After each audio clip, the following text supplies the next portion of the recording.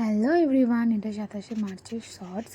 আমি খুব বিজি ছিলাম সেদিন, মানে প্রচণ্ড বিজি ছিলাম। দেখতে পাচ্ছি সকালবেলা আমি উঠে দাদার সাথে বেরিয়ে গেছিলাম, কিছু টুকটাক কাজ ছিল। দেন তারপরে পার্লারে গেছিলাম। পার্লার থেকে ফিরতে আমার প্রচণ্ড লেট হয়ে গেছিলো। তারপরে আমি ফিরে তাড়াতাড়ি করে রেডি হয়ে দেন আমি বেরিয়ে কলকাতা স্টেশনের জন্য। আমরা কোথায় যাচ্ছি সেটা তো তোমরা নেক্সট পার্টে দেখতেই পাবে, কিন্তু খুব তাড়াহুড়োর মধ্যে ছিল। তো আমরা এখানে এসে ওয়েট করছিলাম আমার দিদিদের জন্য। দেখো, আর এদের তো তোমরা শুনতেই পাচ্ছ কী করছিল, প্রচণ্ড লাফালাফি করছিল ওখানে। ওরা প্রচণ্ড এক্সাইটেড ছিল ঘুরতে যাওয়ার জন্য, আমরা সবাই এক্সাইটেড ছিলাম। দেন ট্রেন এসে গেছিলো, ট্রেনে উঠে গেছিলাম। তারপর রাত্রিবেলা তো ঘুম তো ট্রেনে আর আসে না, সবাই বসেছিলাম। আমি জানলা দিয়ে দেখছিলাম।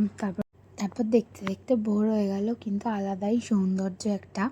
দেন আমাদের স্টেশন এসে গেল, তো আমরা নেমে গেলাম। তারপরে আমি আর কোনো ভিডিও নিতে পারিনি। তো তোমাদের কেমন লাগলো সেটা আমাকে জানিও। টাটা, তোমরা সবাই খুব ভালো থেকো, বাই বাই।